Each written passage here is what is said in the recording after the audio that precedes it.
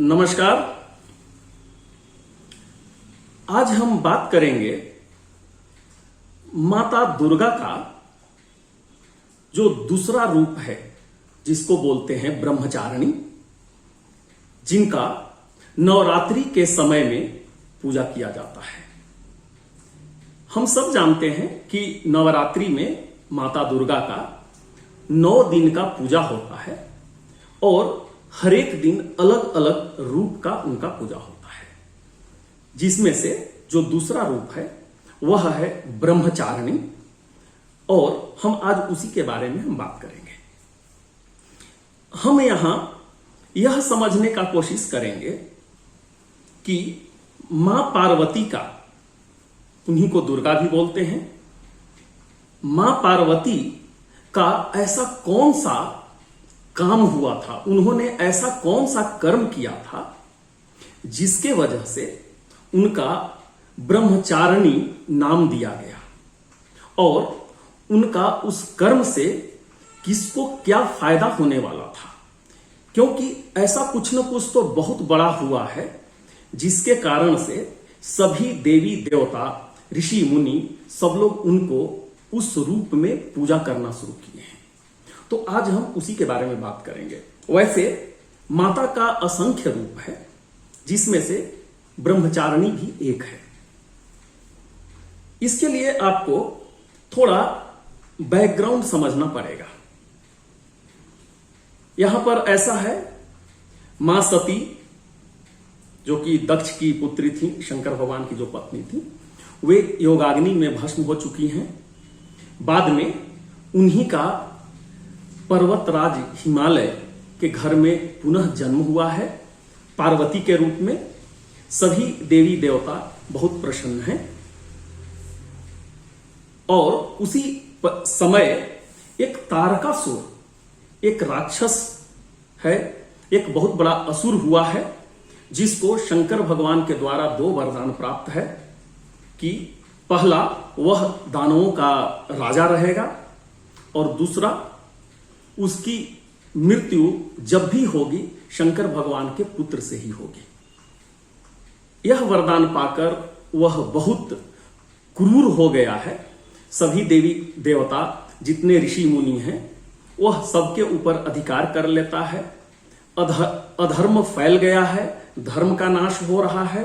देवता लोग जो हैं वे शक्ति विहीन होते जा रहे हैं।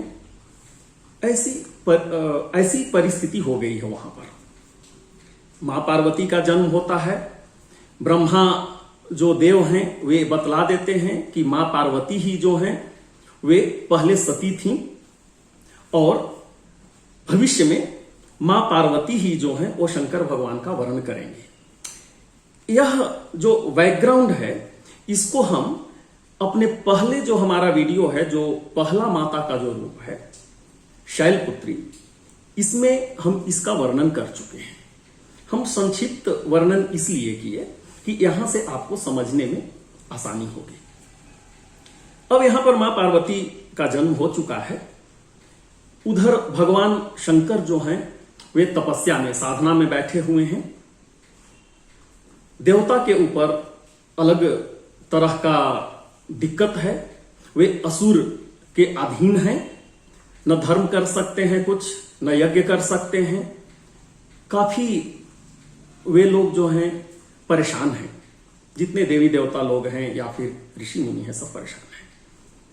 यहां पर अब मां जो पार्वती हैं, उनको शंकर भगवान को खुश करना है। ऐसा कुछ न कुछ करना है जिससे वे साबित कर सकें कि वे शंकर भगवान को वरण करने के लायक बन चुकी हैं।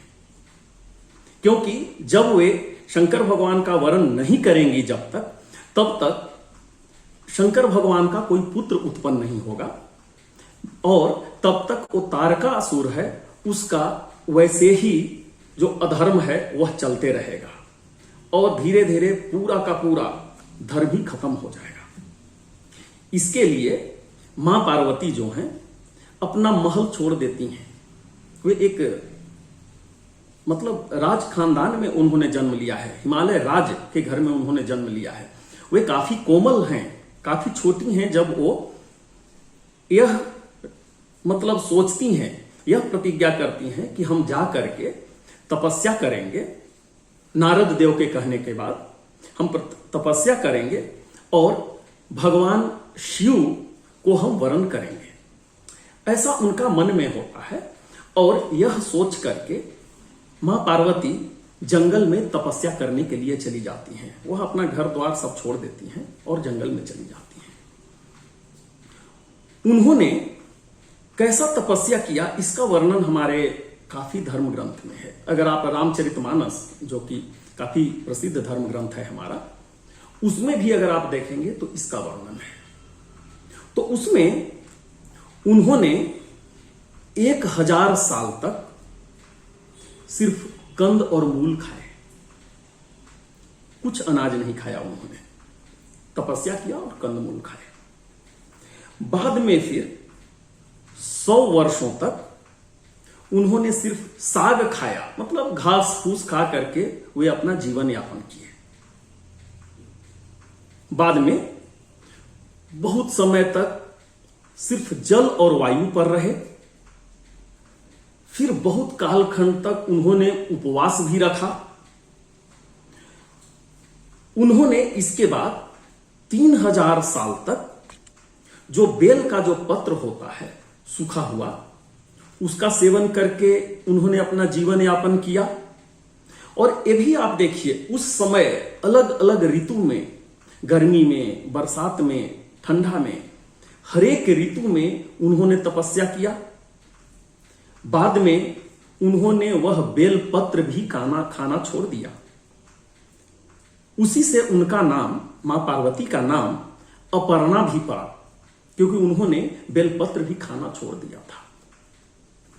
इसके बाद में एक आकाशवाणी होती है कि हां, आपका जो तपस्या है वह सफल हुआ और अब आप भगवान शिव के लायक बन चुकी हैं। भगवान शिव आपको वरण करेंगे। देखिए, यहां पर जो मां पार्वती हैं वो किनके लिए इतना तपस्या किए, अपना सब सुख सुविधा छोड़ करके किनके लिए किए? वे देवताओं के लिए किए, ऋषि मुनियों के लिए किए, या उस समय जितने लोग भी थे वो सब की भलाई के लिए किए। वे इसलिए किए कि धर्म को फिर से स्थापित किया जा सके, देवताओं का राज हो, असुर का नाश हो, देवताओं का राज हो और धर्म बना रहे। इतना बड़ा सोच के साथ में मां पार्वती ने इतना बड़ा तपस्या आज तक किसी ने नहीं किया है, जैसा कि हमारा धर्म ग्रंथ में वर्णन है। वैसे काफी तपस्वी लोग हुए हैं जिनको कुछ न कुछ चाहिए होता था, चाहे भगवान विष्णु से, ब्रह्मा से या भगवान शिव से। लेकिन जो मां पार्वती थी उनको कुछ चाहिए नहीं था, उनको साक्षात शिव ही चाहिए थे। ठीक है, इसके कारण उन्होंने बहुत ही कड़ी तपस्या की, लोगों का कल्याण के लिए, धर्म की रक्षा के लिए। चूंकि उन्होंने इतना बड़ा काम किया जिससे काफी जो देवता ऋषि सब लोग थे उनकी सहायता हुई। बाद में उनका पुत्र जन्म लिया जिससे तारकासुर का वध हुआ और फिर से धर्म का स्थापना किया गया, देवताओं का राज हुआ।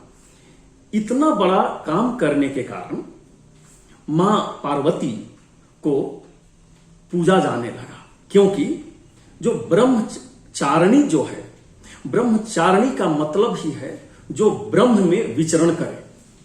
और उन्होंने हजारों हजार साल तक ब्रह्म में ही विचरण किया। उनके लिए ब्रह्म भगवान शिव हुए, इसीलिए उनका नाम ब्रह्मचारिणी हुआ। और इस रूप का देवी देवता ऋषि मुनि सब लोग पूजते रहे और वही जो पूजने का जो सिलसिला रहा वो बाद में धीरे धीरे मनुष्यों तक भी चला आया। तो हम उम्मीद करते हैं कि यह मेरा विषय आपको पसंद आया होगा और हम बहुत ही जल्द जो माता का जो तीसरा रूप है चंद्रघंटा, उसके विषय में हम बात करेंगे और हम एक नया वीडियो बनाएंगे। अगर आपके मन में किसी तरह का कुछ प्रश्न है तो आप हमारे कमेंट सेक्शन में लिखिए, हम उसका उत्तर देने का कोशिश करेंगे और बहुत ही जल्द हम आपके समक्ष दूसरे वीडियो के साथ हम उपस्थित होंगे। तब तक के लिए हम आपसे विदा लेते हैं। बहुत बहुत धन्यवाद। नमस्कार।